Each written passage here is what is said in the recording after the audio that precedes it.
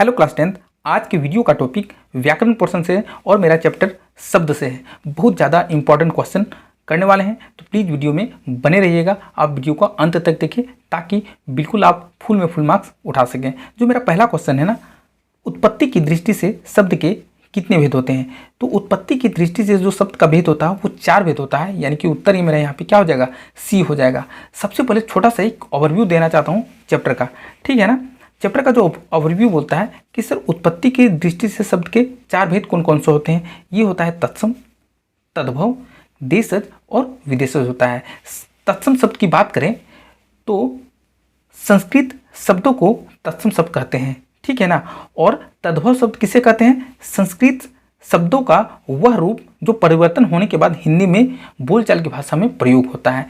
जैसे देखेंगे तत्सम शब्द जैसे होता है कर, ये एक संस्कृत शब्द है। दुग्ध, ये एक संस्कृत शब्द है। सर्प, ये एक संस्कृत शब्द है। जो हम लोग बोलचाल की भाषा में यूज करते हैं, प्रयोग करते हैं, वो होता है काम, दूध, सांप। मतलब कर्म का तद्भव क्या हो जाएगा, काम, है ना। दुग्ध का तद्भव क्या हो जाएगा, दूध। सर्प का तद्भव क्या हो जाएगा, सांप, ठीक है। जो मेरा तीसरा होता है वो होता है देशज शब्द।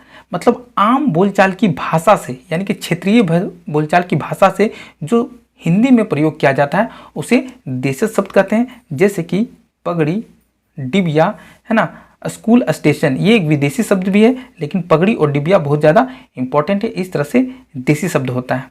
विदेशी शब्द किसे कहते हैं, यदि विदेशी शब्द का बात करेंगे तो जब विदेशी शब्दों का प्रयोग हिंदी में किया जाता है, जैसे कि क्रिएट, ये क्या है, इंग्लिश वर्ड है और इसका हम लोग यूज़ हिंदी में करते हैं। ऑर्डर, कंपनी, स्कूल, स्टेशन, है कि नहीं।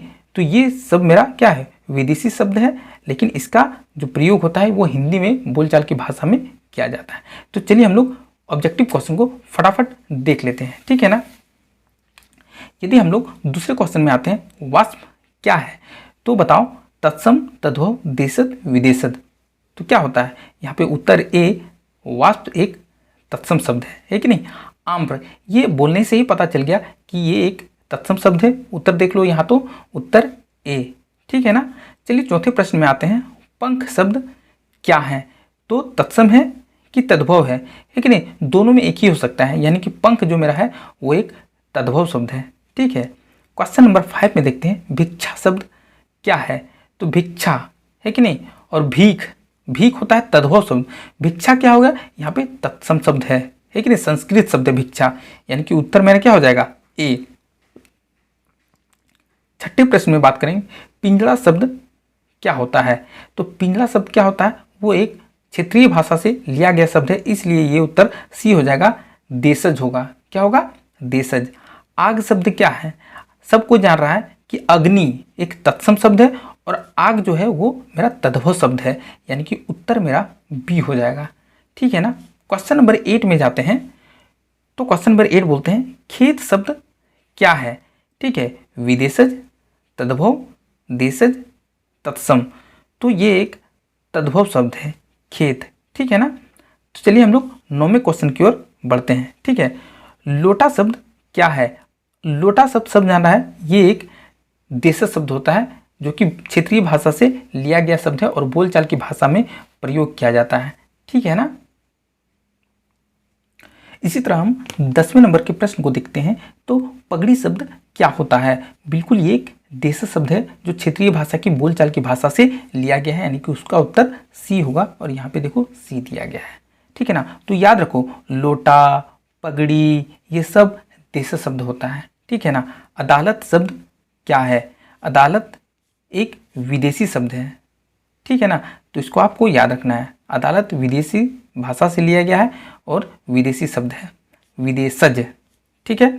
बुखार शब्द क्या है, विदेशज, देशज, तद्भव, तत्सम। तो यहाँ पे उत्तर ए ऑप्शन सही होगा, यानी कि बुखार एक विदेशी शब्द है। आम शब्द क्या है कि नहीं, वो सब जान रहा है कि आम एक तद्भव शब्द है। तत्सम इसका क्या रूप होता है, तत्सम इसका जो रूप होता है वो तत्सम आम्र होता है, ठीक है ना।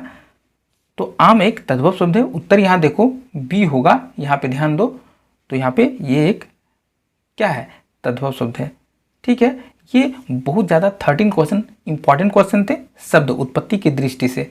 फिर मिलते हैं नेक्स्ट वीडियो में, तब तक के लिए बाय बाय। चैनल में बिल्कुल नए हैं तो चैनल को आप सब्सक्राइब कर लें।